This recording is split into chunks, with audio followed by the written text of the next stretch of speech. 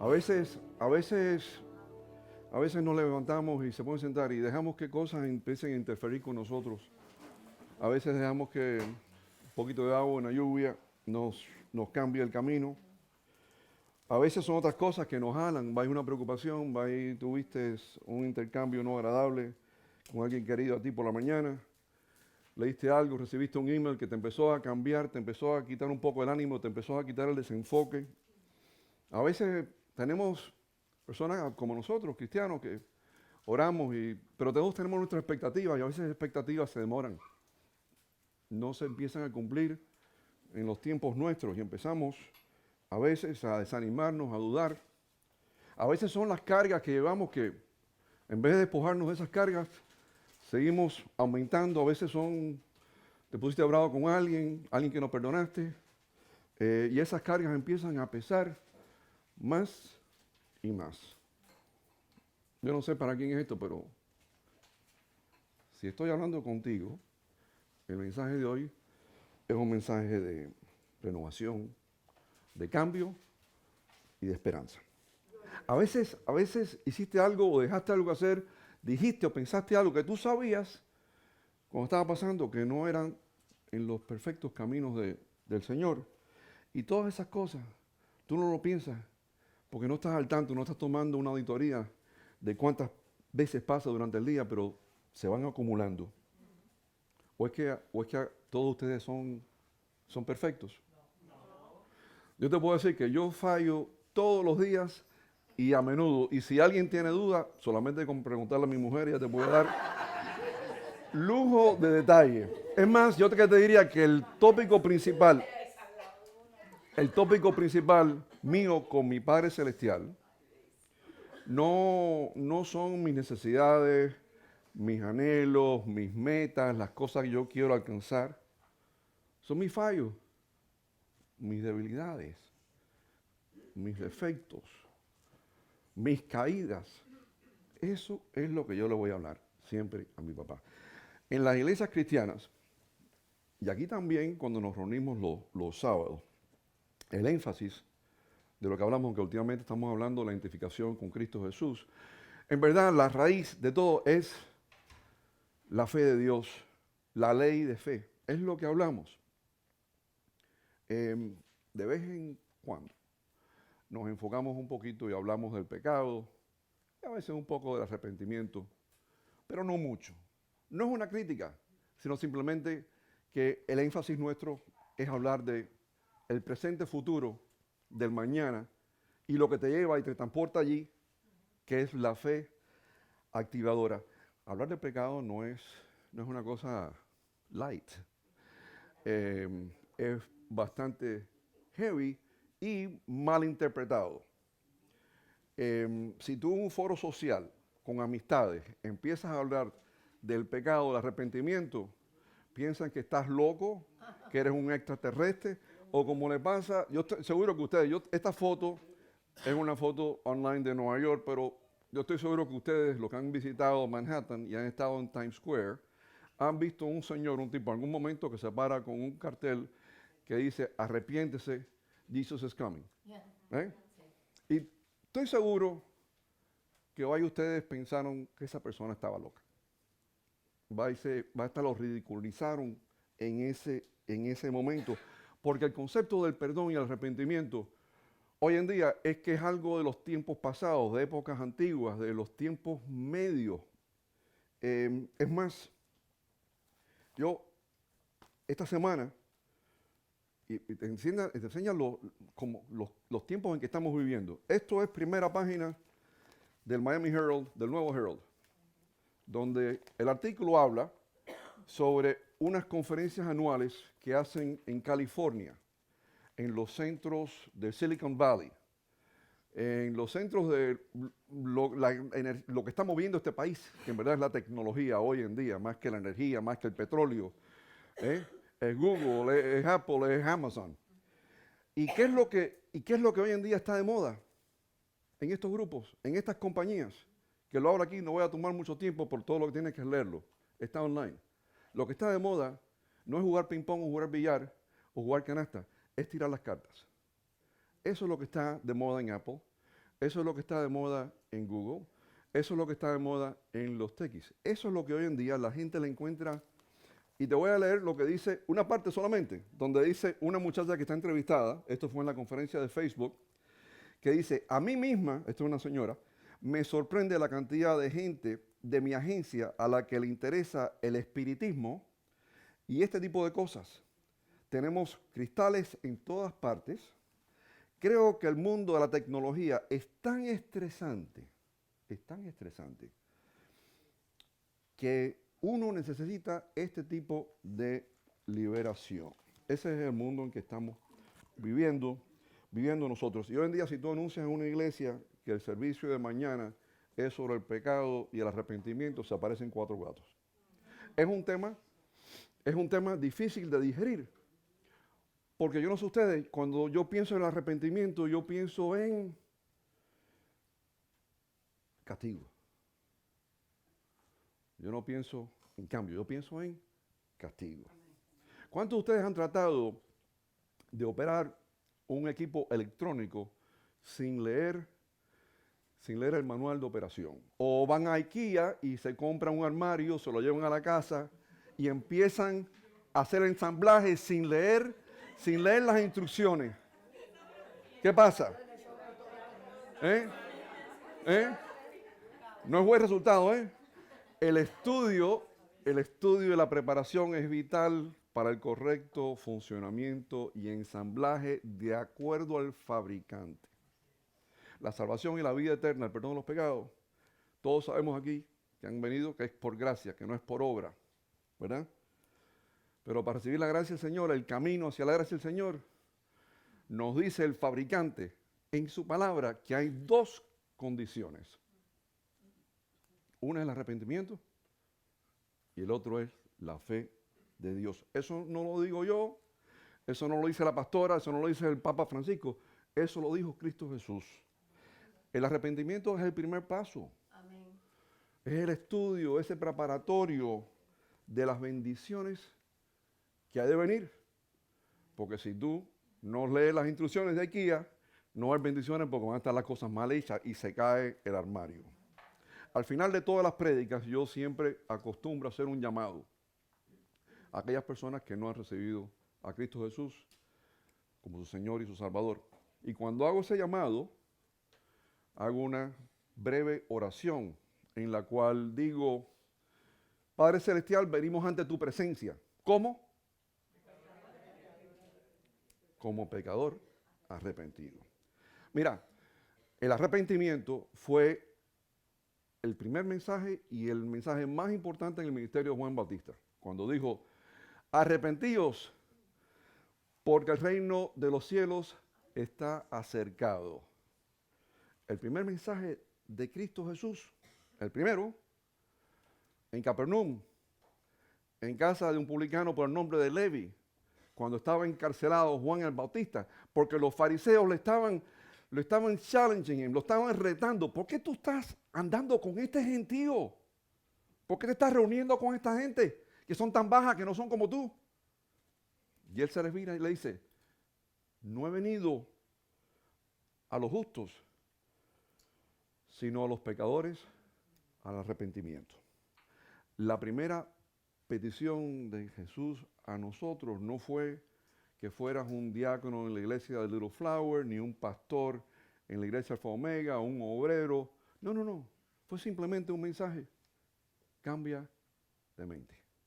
Porque en el hebreo el arrepentimiento, la definición no es una penitencia, que es como yo veo el arrepentimiento, o veía el arrepentimiento. Yo veía el arrepentimiento como penitencia. Para mí arrepentimiento era penitencia.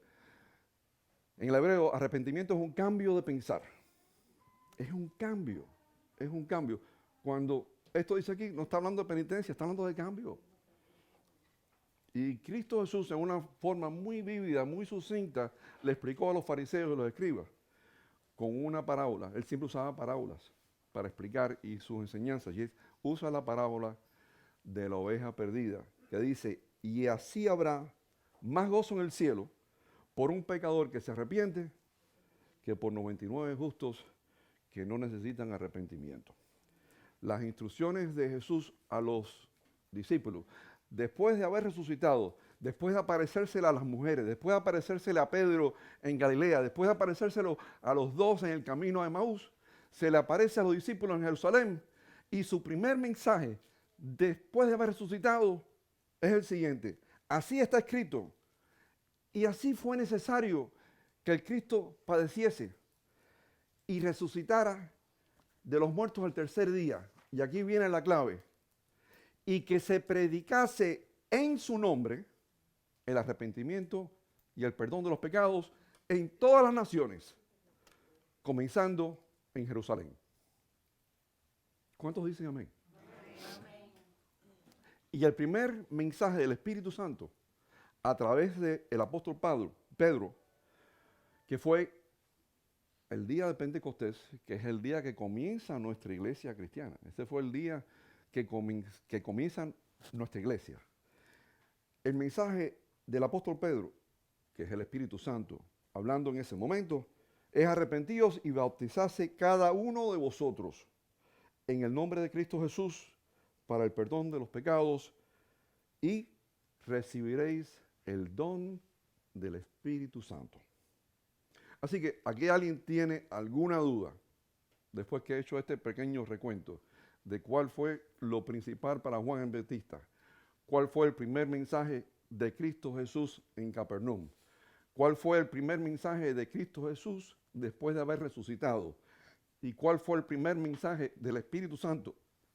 ¿A alguien le queda alguna duda o alguna pregunta de cuál fue el mensaje? ¿Cuál fue? Mira, yo no sé ustedes, pero yo cuando me reúno con mis hijos, ahora más con mis nietos, porque ya mis hijos son muy grandes, me dicen a mí lo que tengo que hacer. Pero cuando me reúno con mis nietos, lo primero que yo le digo es lo más importante, siempre. Y como es lo más importante, también es lo último que le digo para que no se lo olvide. ¿Qué hizo Cristo Jesús? Lo mismo. Lo primero que dijo fue lo más importante. Y lo último que dijo fue lo más importante. En el Viejo Testamento, los judíos, cuando se arrepentían, el proceso de arrepentimiento de los hebreos, se vestían con una tela que se llama silicio. Silicio, yo no sé, yo en Cuba, cuando mi mamá me llevaba al mercado, que no es como el Publix aquí, el mercado allá era muy diferente. Me recuerdo que las papas las vendían en unos sacos que le llamaban sacos de papas. Y ese saco donde ponían las papas es el silicio. Es una tela de cabra que si tú te la pones en tu piel pica como loco. Pica, vaya, es imposible. Bueno, se vestían de silicio y se cubrían de ceniza, como una representación de penitencia, una representación que estaba en dolor, que estaban en luto, de castigo por el pecado que habían cometido. Y no hay duda que cuando te arrepientes hay un elemento de tristeza, de dolor, de remordimiento. Pero si el dolor, la tristeza y el remordimiento es porque te cogieron, porque es por la vergüenza de que la gente sabe lo que hiciste, eso no es arrepentimiento. Judas se ahorcó, devolvió, tiró la plata que le habían dado. Él se ahorcó no porque se había arrepentido, él se ahorcó de remordimiento. Hay una gran diferencia. El arrepentimiento conlleva un cambio de mente y de actuación. No es una penitencia. No es una penitencia. Yo de muchacho, y esto no lo digo en forma de crítica, esto estoy solamente, aquí somos familia. Yo de muchacho visualizaba el confesionario como la cuna del arrepentimiento. ¿Ok? Así lo veía yo. Para mí el arrepentimiento y la penitencia eran primos hermanos. Por eso que el tema, cuando yo oía arrepentimiento, era un tema desagradable para mí, porque me recordaba la penitencia, me recordaba el dolor. Es como tú, a veces, cosas que te recuerdan de dolor, tú las rechazas, no quieres oír de eso. No lo quiero oír. Y así lo veía yo. Entraba al confesionario, yo me arrodillaba, abría la ventanita, hacía un acto de contrición. El padre me decía cuál era la penitencia. Yo oraba, terminaba, levantaba, salía y seguía mi vida como había entrado. Para mí el arrepentimiento yo lo definía en cuanto a los números de Padre Nuestro y Ave Marías que tenía que recitar. No había cambio en mí. Solo había penitencia en mí. No había restitución, no había corrección, no había cambio de vida. El verdadero arrepentimiento es un tema de cambio. No es un tema de penitencia. No solo se trata de reconocer y corregir las cosas que has hecho, se trata de asumir una nueva mentalidad, una nueva actitud, un nuevo rumbo para tu vida. Y un deseo, cuando la gente dice que sea la voluntad del Señor, eso es una forma, eso es la conclusión del arrepentimiento antes de hacer las obras de arrepentimiento. Tú tienes que en ese momento, cuando estás finalizando ese acto de arrepentimiento, decir, yo quiero hacer la voluntad de Dios. Yo no quiero hacer lo que yo hacía anteriormente. Cuando te arrepientes, tú le estás diciendo a Dios, toma las riendas de mi vida. Gobierna mis decisiones. Señorea mi vida. Eso es lo que tú le estás diciendo al Señor cuando te arrepientes. Y el cambio no solamente intelectual, emocional y uno de voluntad. Estás diciendo, yo estoy abandonando mi vieja vida. La estoy abandonando. Estoy cambiando de bando. Ya no voy a estar en el bando del rebelde, del indiferente y el que rechaza estar cerca al Señor. Implica una decisión, que vas a pasar de las tinieblas a la luz. Es una decisión, es una convicción. El primer paso de arrepentimiento, step number 1, hay una convicción donde estás reconociendo que has hecho algo malo. Hiciste algo que no deberías hacer. Hay algo que tienes que cambiar en tu vida. Hay algo que tienes que abandonar. Y lo reconoces. Y sí, debe haber un elemento de tristeza, pero tristeza de Dios, no lágrimas de cocodrilo, como decimos nosotros. No por tristeza por la consecuencia de lo que hiciste, o por la vergüenza de que se enteren de lo que hiciste. Todos aquí somos imperfectos, somos humanos. El único perfecto es el que vive dentro de nosotros. Y parte del proceso de arrepentimiento es que tienes que confesar ese deseo de cambiar. Tienes que confesárselo a tu padre. Bueno, pero Willy, pero ya yo recibí al Señor, I was born again. Y tú dijiste ese día, me explicaste que en ese momento cuando Jesús muere por mí, la sangre que Él derrama por mí me limpió de todo pecado y de todo mi pasado. ¿Por qué tengo que seguir confesando? Porque estamos aquí, somos aquí del mundo y el mundo nos atrae a las cosas carnales. Y por eso, igual que tú te tienes que lavar la boca y lavarte los dientes todos los días, continuamente tú tienes que limpiarte. Continuamente tienes que limpiarte, porque el mundo continuamente te ala. Entonces es muy simple, es un proceso, pero tienes el método. Yo sé lo que tengo que tener para tener la boca limpia.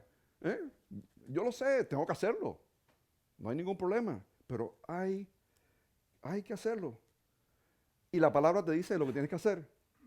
En 1 de Juan, capítulo 1, versículo 9, lo dice muy claro. Si confesamos nuestros pecados, no dice que vayas al confesionario con un cura, con un rabino, con nadie. No. Ninguno de ustedes necesita más nadie. Ya tú lo tienes. Tienes el Espíritu Santo dentro de ti. Si confesamos nuestros pecados, Él es fiel y justo. es fiel y justo para perdonar nuestros pecados y limpiarnos de toda maldad. Mira, el resultado de arrepentimiento es bien tangible, es visible, porque no solamente un cambio de corazón, pero hay un cambio de rumbo, hay hasta un cambio de disposición en tu vida y hay un cambio de obra, porque si no hay obra de arrepentimiento, no hay arrepentimiento. Como dice la palabra en Lucas 3:8, haced pues frutos dignos de arrepentimiento.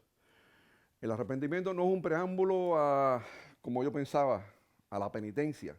Y tampoco es un anticuerpo contra el resultado del pecado. En otras palabras, las consecuencias de tus acciones.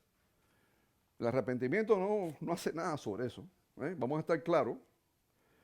El arrepentimiento solamente conlleva un cambio de tu conducta, un cambio de acción, una decisión tuya de asumir la perfecta voluntad de Dios en tu vida. Pero las consecuencias de tus acciones son tuyas.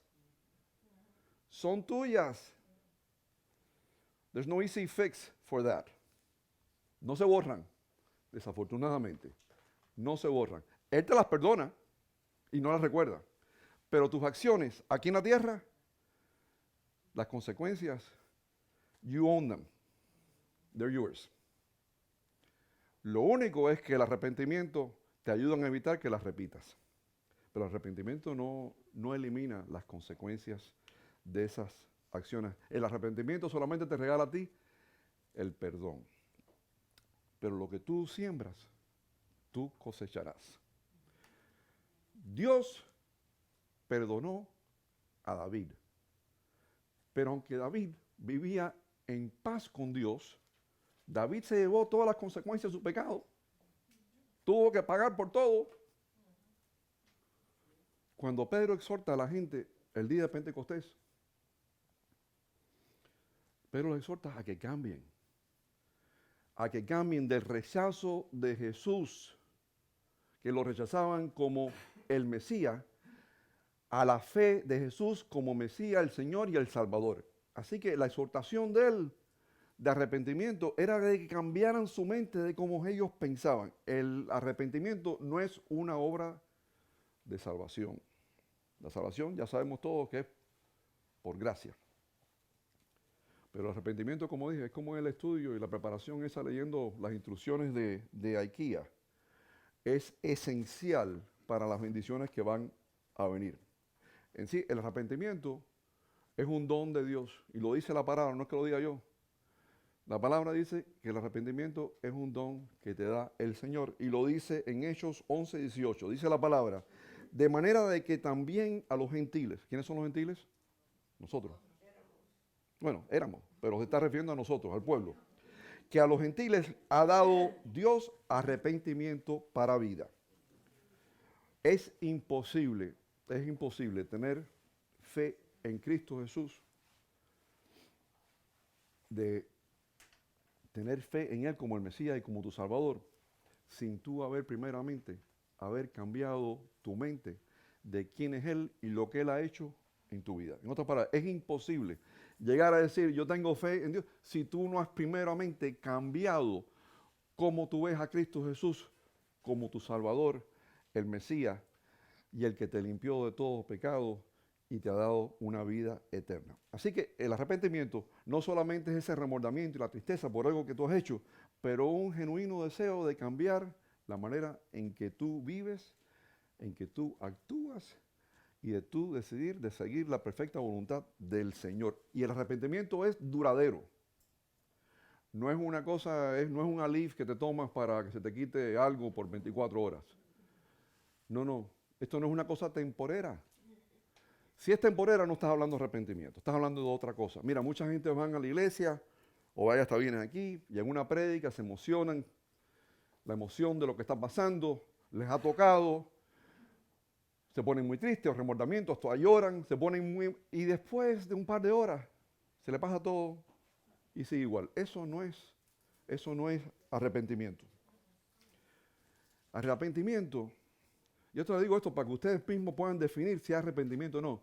El arrepentimiento es cortante, es radical, es un cambio de 180 grados. Si tú vas en dirección norte, arrepentimiento es que vas a ir al sur, no que vas a ir al norte con 10 grados. No, no, no. Es que vas a retroceder y vas a ir al sur. Eso es arrepentimiento. El arrepentimiento no es halfway. Cristo no era halfway. Jesús nunca titubeó. Él no era tibio. Él no era blanco. Él era blanco y negro. Él no era gris. Cuando dijo Jesús a los discípulos, el que no está conmigo, está contra mí. Eso la verdad que tú lo oyes y tú dices, ese fue Jesús. Eso suena fuerte. Eso suena como lo que yo diría en una reunión de campaña o en un grupo militar. El que no está conmigo, está contra mí. He was black or white. Dios no tiene intermedio. Dios no puede ser lukewarm sobre el pecado o sobre la maldad. Es imposible. Es completamente imposible. Mira, yo de muchacho había sido creado que habían diferencias, que habían grados y habían grises. Que había una cosa llamada pecados veniales y pecados mortales. Y yo mientras que yo crecía y era un muchachón, un niño, yo operaba basado en el concepto que esos pecados veniales, todos se podían resolver. Todo se resolvía con X números de Padre Nuestro o de Ave María. Nuestro Padre Celestial no es un Dios de grado, es un Dios absoluto. Y para el Señor cualquier pecado, no importa lo que tú hayas hecho, es una separación. No hay intermedio para Él. No lo hay. Y cuando Cristo Jesús en la cruz del Calvario, en ese momento glorioso que Él se convierte en nuestro intercesor, hay una separación con el Padre. En ese momento hay una separación porque en ese momento Cristo Jesús toma nuestros pecados. Por eso en ese momento Él no pudo estar con el Padre, porque hay una separación. Para Dios cualquier pecado, llámale lo que le quieras llamar, no es una travesura personal tuya de diferentes grados. Para Él el pecado es un acto de desprecio contra Él. Es un acto de desafío. Así como tienes que verlo, no tienes que verlo, ay, dije una mala palabra. No, no, no. No es una cosa personal tuya. Es como lo percibe Él que tienes que verlo. Es un acto de rebeldía, es un acto de falta de respeto, es un acto de soberbia, de indiferencia, de que tú eres independiente y no tienes nada que ver con Él. Y uno de los peores desafíos no es solamente esa hostilidad directa que tú ves hoy en día en esos grupos pro aborto y grupos que son pro permisividad sexual, que en cualquier momento, cada vez que hay una catástrofe, una tragedia natural, una tragedia humana, un shooting, enseguida empiezan a atacar, a echarle la culpa que Dios no existe, porque si Dios hubiera existido, esas cosas no hubieran ocurrido. Ese no es el problema, esos no son los desafíos peores. El desafío peor para Él es la indiferencia, es la censura y el rechazo. Mira, si un político nuestro, como nuestro presidente, en la Casa Blanca, ora o invoca el nombre del Señor, es ridiculizado en los medios. Cuando Mel Gibson produjo la película sobre la vida de Cristo, fue ridiculizado por sus colegas en Hollywood. Cuando Tim Tebow se arrodillaba o invocaba el nombre del Señor, cuando lo entrevistaban en un juego de fútbol, era ridiculizado por los medios en este país. Hace 2600 años, Isaías profetizó lo que estamos viendo hoy en día. El mundo estaba virado boca abajo. Y él lo que dijo, hace 2600 años, dijo lo siguiente: hay de los que a lo malo dicen bueno y a lo bueno malo, que hacen de la luz tinieblas y las tinieblas luz. Ponen lo amargo por dulce y lo dulce por amargo. Si ustedes vieron los debates demócratas, yo creo que se pueden haber visto que esa profecía se cumplió esas 2 noches. Yo he hablado, obviamente, de mi experiencia porque yo me crié católico. Si me hubiera criado hebreo, pues estuviera haciendo referencia a mi vida anterior. Pero esto de los grados del pecado, ninguno de los dos tiene monopolio, ni los católicos ni los hebreos, porque te puedo decir que en el tiempo de Jesús vienen a él los saduceos, los fariseos y los escribas para darle el chisme. Oye, esos galileos, ¿qué vas a hacer con ellos? Porque ellos sí que son de madre. Van y le dicen que los galileos, por los galileos entre ellos había muchos que eran paganos y que eran idólatras. Y entonces van a Cristo Jesús como a chivatear, a la pullita, como hacen la gente, vaya, solamente para ponerle y decirle, a ver, bueno, ¿qué tú vas a hacer? Porque estos galileos son peores que otros. Y él muy claramente, Cristo Jesús, nos dejó saber qué es lo que él pensaba de todas estas graduaciones, bien católico, hebreo, no importa de dónde vienen, de diferentes tipos de pecados. Cuando les dice, ¿pensáis que estos galileos, porque padecieron tales cosas, eran más pecadores que todos los otros galileos? Os digo, y cuando él decía os digo, tomen nota, recalquen que lo que voy a decir es importante. No, antes si no arrepentís, todos perecéis igualmente. En otras palabras, olvídate de esto de venial, mortal, que si este Galileo va a ser más o menos que el otro, porque uno está con prostitutas y otro está mirando a otros dioses. No, no, no. Para mí todo es igual. Si estás lejos de mí, pereces y no tendrás vida eterna. Olvídate de los grados que hay. Cuando Juan el Bautista, en su ministerio, él predicaba el arrepentimiento para él lo transmitía con autoridad, con denuedo, con una fuerza. Y Cristo Jesús hacía lo mismo. Cuando él predicaba el arrepentimiento, él no lo decía como una opción o como una sugerencia, él lo decía como un mandato, como un requisito. Arrepentíos y creed en el Evangelio. Y así lo entendieron todos los discípulos. En Hechos 17:30, el apóstol Pablo, enfrente de los escribas y judíos en el salón de justicia en Atenas, les explica, pues Dios, habiendo pasado por alto los tiempos de esta ignorancia se estaba refiriendo al rechazo de Cristo Jesús como el Mesías, ahora manda a todos los hombres que se arrepienten. Así que el arrepentimiento no es una opción, no es una condición, una sugerencia, es un mandato y un requisito. Y cuando hacemos referencia al Evangelio, se habla del Evangelio de Cristo Jesús, el Evangelio del reino de los cielos. Cuando se habla de los cielos se está refiriendo a Dios. ¿Qué significaba el Evangelio? ¿Qué significaba el Evangelio que Cristo Jesús predicaba? El Evangelio básicamente eran las buenas nuevas, las buenas noticias. Eso es lo que él predicaba. Las buenas noticias. ¿Y cuáles eran las buenas noticias? Las buenas noticias eran muy simples. Eran unas noticias de esperanza y de unificación. Pues no importaba si tú eras un rebelde o si tú eras un pecador, si tú eras un judío, si tú eras un gentil o si tú eras un romano.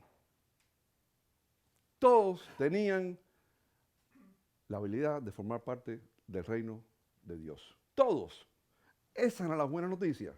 Porque ante eso, el Dios de Israel era para los judíos. Cristo Jesús vino para todo el mundo. No los justos, pero pecadores y rebeldes. Esas eran las buenas noticias. Y no importa cuándo tú has fallado, no importa cuál ha sido tu falla, Dios dio su unigénito por nosotros para que Él fuera nuestro camino, nuestra verdad y la vida para todos, no para algunos, para todos. Recuerda que la salvación, recuerda que el perdón de los pecados y esa vida eterna no es por obra, es por gracia. Pero solamente un paso es necesario. Y Cristo Jesús lo dijo en su primera instrucción. Lo dijo en su primer mensaje después de haber resucitado. Y lo dijo el Espíritu Santo en la primera prédica del apóstol Pablo. Así que si lo quieres recibir y crees en Él, antes de eso tienes que arrepentirte y cambiar de mente de cómo tú eras antes para poder recibirlo en tu corazón como tu Señor, como tu Dios y tu Salvador. Así que la motivación del arrepentimiento no era como yo lo pensaba que era de muchacho.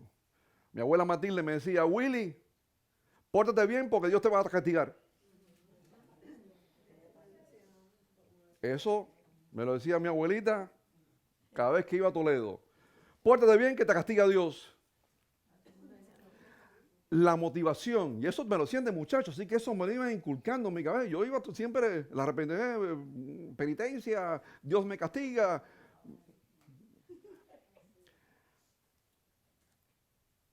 La motivación del arrepentimiento no puede ser una preocupación con el castigo.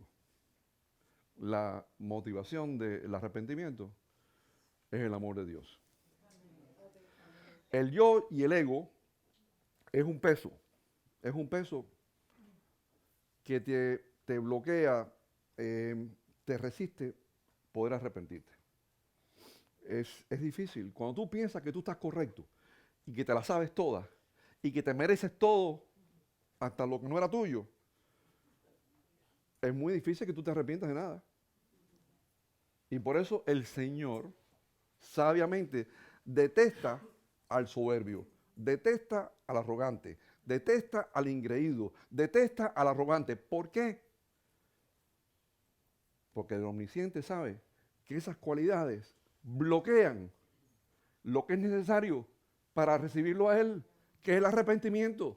Esa es la fórmula. Él sabe que esas cualidades en ti te bloquean de poder sentir arrepentimiento. A los humildes, el Señor les da la gracia. Es imposible arrepentirte y humillarte ante Dios si tú estás caminando en soberbia.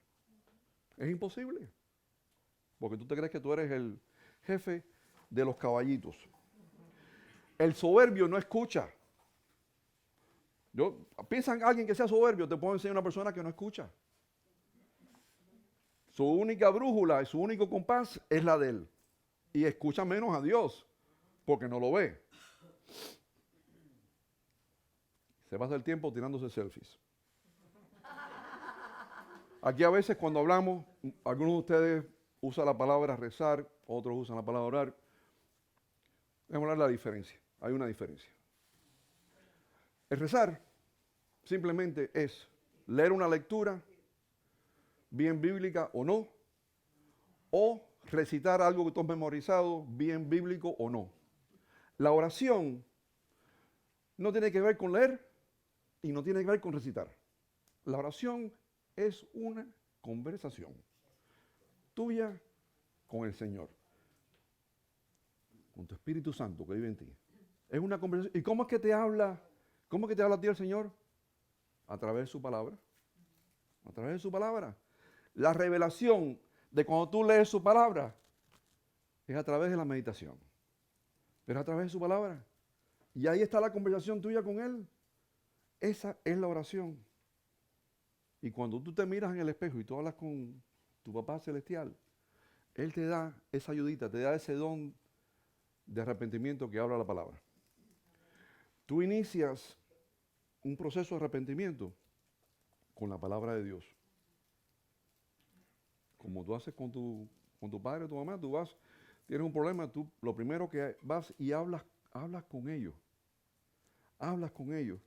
Y en el caso del Señor, tú les recuerdas lo fiel, lo misericordioso, lo bondadoso y su benignidad, porque dice la palabra que su benignidad te lleva al arrepentimiento. Te lo dice ahí óyeme, la Biblia es tu manual. No tienes que inventarlo, te lo dice todo, te lo pone ahí facilito. Lo dice la palabra en Romanos 2:4.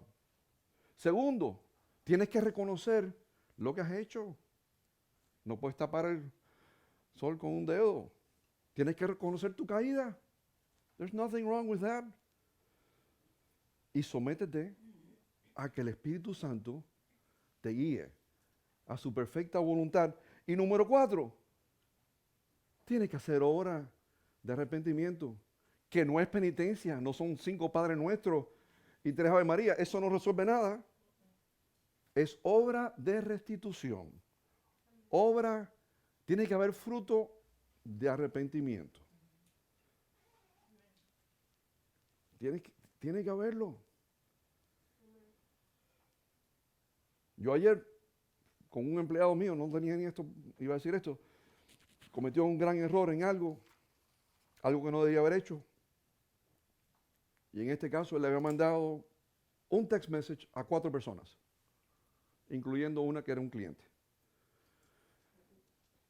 Yo no le dije, ve y reza un Padre Nuestro, ora. Sí, arrepiéntate de lo que hiciste, corregiste, no lo puedes hacer más, pero tú sabes lo que vas a hacer. Tú vas a ir y vas a hablar con cada una de las 4 personas y vas a humillarte enfrente de ellos, le vas a pedir perdón y le vas a asegurar que esto más nunca va a pasar. Tiene que haber una acción. Si tú no haces una acción, no hubo arrepentimiento. Es wichi-wachi. Y eso es lo que hacía yo. Yo salía de ese confesionario wichi-wachi. Es más, nunca cumplía ni todos los penitencias que me decían. Yo creo que hacía abreviaciones. Mira, el arrepentimiento y la fe son las 2 caras de la moneda. Son las 2 caras de la moneda. Yo sé que a veces uno se avergüenza. Has caído 1 y 2 veces, has repetido la misma cosa, sigues cayendo en el mismo hueco. Y a veces tú piensas que va y la paciencia del Señor se va a acabar. Como si eso fuera una tarjeta de crédito que tiene un límite. Y Satanás es inteligente, Satanás es bravo. Y entonces él empieza a inculcar en tu mente que, oye, va y tú no te mereces ya el perdón. Ya tú has excedido el límite de la oportunidad de perdón para ti en tu vida. Deja de orar, deja de venir aquí. ¿Para qué vas a ir a la iglesia? ¿Para qué vas a venir aquí a los sábados a casa de Willie Daisy con la pastora Dialma? Y te empieza a entrar en esa duda. Porque la batalla está aquí en la mente.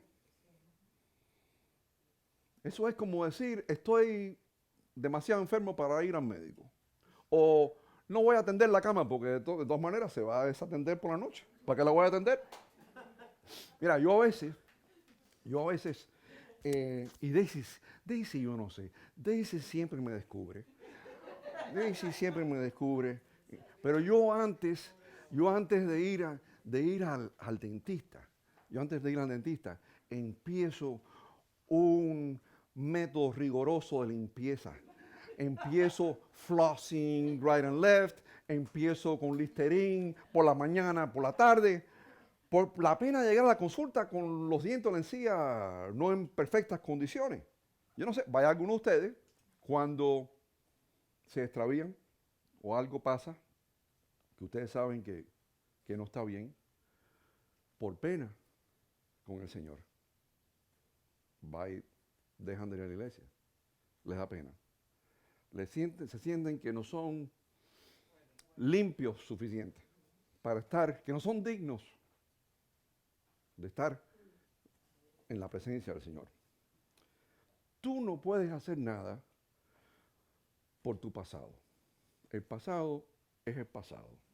It is what it is. Pero todos ustedes, aquí, sin excepción, todos, y esa es la buena noticia, pueden hacer mucho y cualquier cosa por vuestro futuro.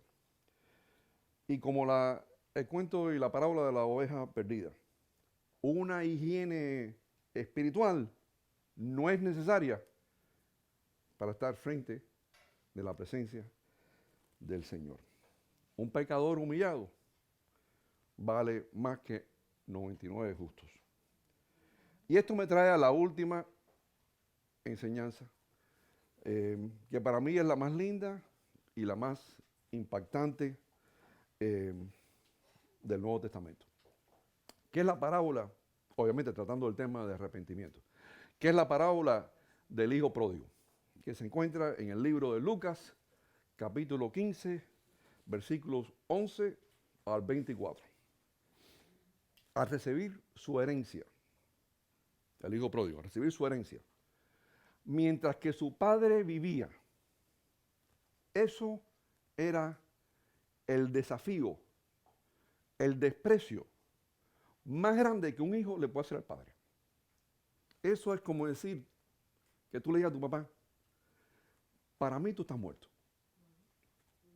Eso es fuerte. Para mí, tú no existes.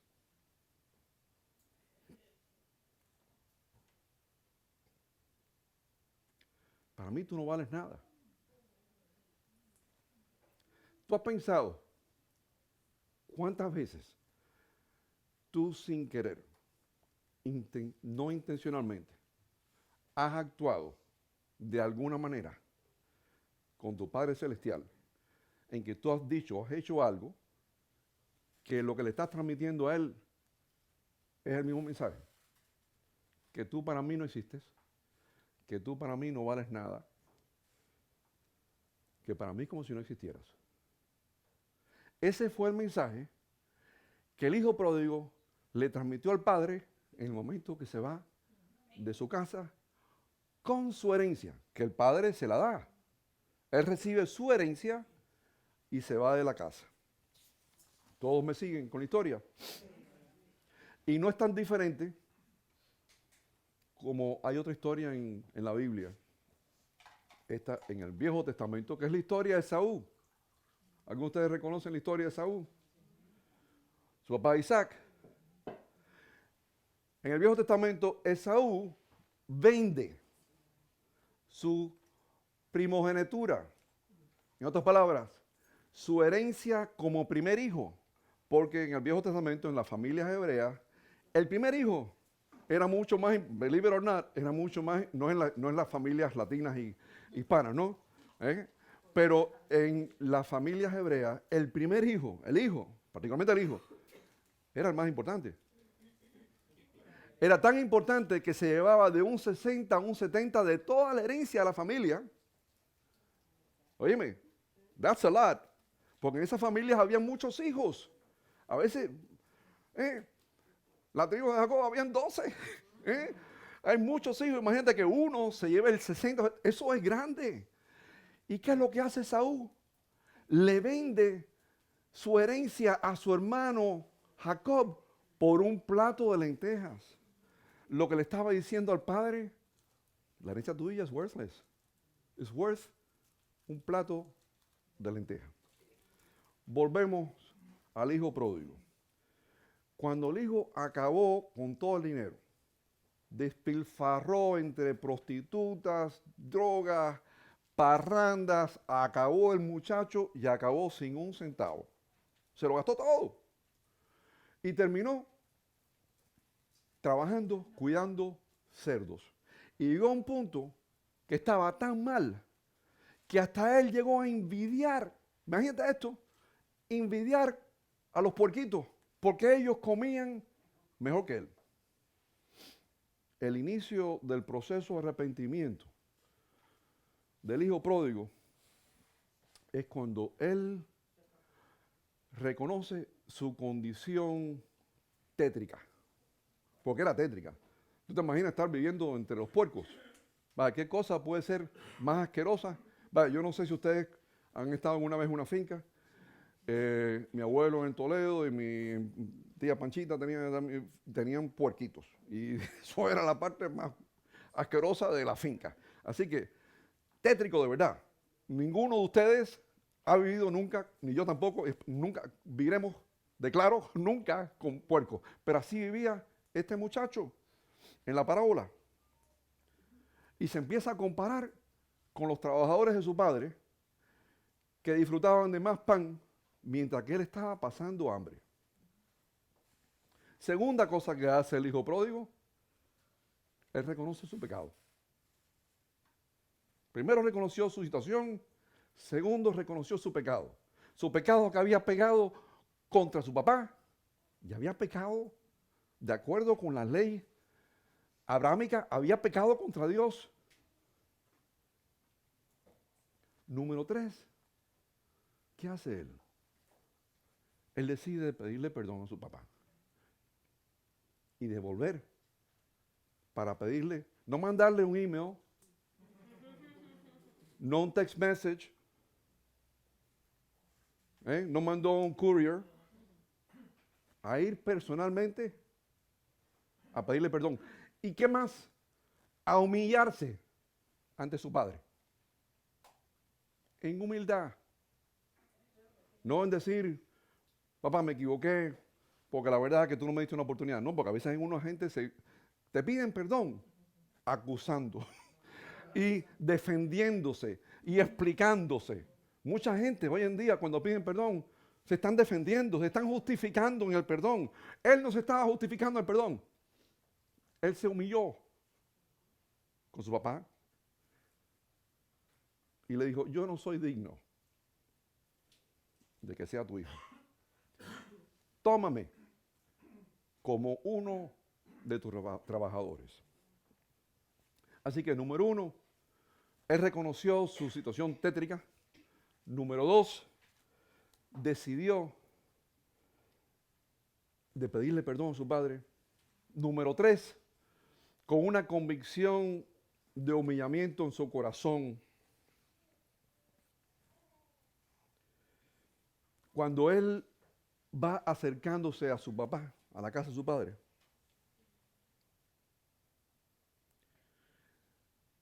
él ve a su papá en la distancia. ¿Y qué es lo que ve? El padre estaba esperándolo con los brazos abiertos. Este muchacho había tomado la decisión de dejar atrás su vida pecaminosa, de abandonar las costumbres que lo llevaron al fracaso, de vivir a una vida de normas, una vida de orden, a someterse a las reglas de su padre. Eso es lo que él había decidido hacer. Y él ve en la distancia que está su padre esperándolo con brazos abiertos. En el momento que el hijo se arrepienta, en ese momento tú lo podías cortar con un cuchillo. El aire. Fue un momento específico en que él se arrepiente. En ese momento, él se integra inmediatamente, no a los 15 días, no 30 días después, no después de penitencia, no hubo un periodo de un waiting period, un cooling off period. No, no, no, no, no, no. En ese instante,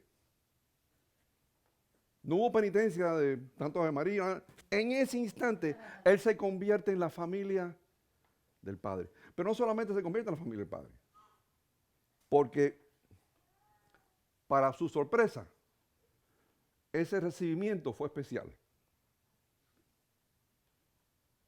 Ese recibimiento fue muy especial. Hubo gozo y bendiciones, mucho más. El muchacho iba solamente para que lo integraran, para que le dieran un trabajo y poder tener pan para comer todas las noches. Eso es todo lo que le esperaba. Eso es lo que le esperaba. Y lo que recibió fue que le pusieron zapatos nuevos, lo vistieron, hicieron una fiesta. El padre lo abrazó, le dio un beso y le puso un anillo. Porque dijo el padre, porque mi hijo muerto era y ha resucitado. Estaba perdido y fue hallado. Esta parábola es una enseñanza del Evangelio. Es una enseñanza de las buenas nuevas. De lo que hay para ti, la persona que nunca ha recibido, que va y siempre ha creído, pero nunca ha recibido al Señor. Obviamente el Padre representa a Dios. Y el joven nos representa a nosotros antes de haber recibido a Cristo Jesús. Estábamos muertos y resucitamos. Estábamos lejos de Él y ahora estamos con Él. El Hijo no se merecía nada. Igual que nosotros. No nos merecíamos el perdón. Él no se merecía nada excepto un castigo bien severo. Pero bien severo En el Viejo Testamento, en la ley mosaica, en la ley de Moisés, en el libro de Deuteronomio, capítulo 21, le decía a los padres y madres hebreas qué tenían que hacer en esta situación. Tú sabes lo que dice Deuteronomio, de qué es lo que tú haces cuando tu hijo o tu hija te desobedece y te desafía. Expulsión y muerte a pedrada. Wow. Heavy duty. Esto no es solamente time out. Expulsión y muerte a pedrada. Esa era la ley del Viejo Testamento. Esa era la ley que conocía el rabino de Nazaret y sus discípulos, los escribas y los fariseos. De manera que, ¿cuál fue la enseñanza? El mensaje. El mensaje es que si tú cambias tu manera de ser, tú cambias tu manera de pensar, tú cambias tu manera de actuar y tú te humillas ante el Padre, Él te recibe en el reino de Dios. Amén. ¿Cuántos dicen amén? Amén. Así que no importa los fallos que tú hayas hecho en tu vida o que hiciste por la mañana, no importa cuántos o cuáles son. Lo que importa es tu decisión y tu convicción a cambiar tu rumbo, a cambiar tu manera de actuar. Tu decisión a humildemente, a humillarte ante Él para cambiar tu vida y siempre hacer la perfecta voluntad de Él. Y como está el Padre con las manos abiertas, no tienes que tener una higiene espiritual, no tienes que hacer el flossing o lavarte con Listerine como hago yo cuando voy al dentista, porque Él está ahí para todos. Está ahí para los justos, está ahí para los pecadores, está para los rebeldes, está para los hebreos, está para los gentiles, está para los romanos, está para todos. Y Él nunca, nunca, nunca te olvidará. Todo el que se humilla ante el Padre será enaltecido. Y las bendiciones que Él tiene para ti son mucho más, igual que el hijo pródigo, mucho más de lo que tus ojos o tu mente se pueden imaginar. Mucho, pero mucho más, porque es el dueño del oro y la plata. Así que, si tú estás aquí, tú confiesas con tu boca lo que crees en tu corazón, de que Cristo Jesús es el Señor, y que Dios lo levantó de los muertos el tercer día, tú serás salvo. Así que si hay alguien aquí que nunca ha hecho esa pequeña oración y siempre ha creído en el Señor, pero nunca lo ha recibido, hoy pudiera ser tu día, si estás aquí. ¿Hay alguien aquí? Creo que todos han recibido al Señor, así que estamos bien. ¿Has recibido? Amén. Amén. Bueno, muchas gracias, bendiciones, y vamos ahora a orar.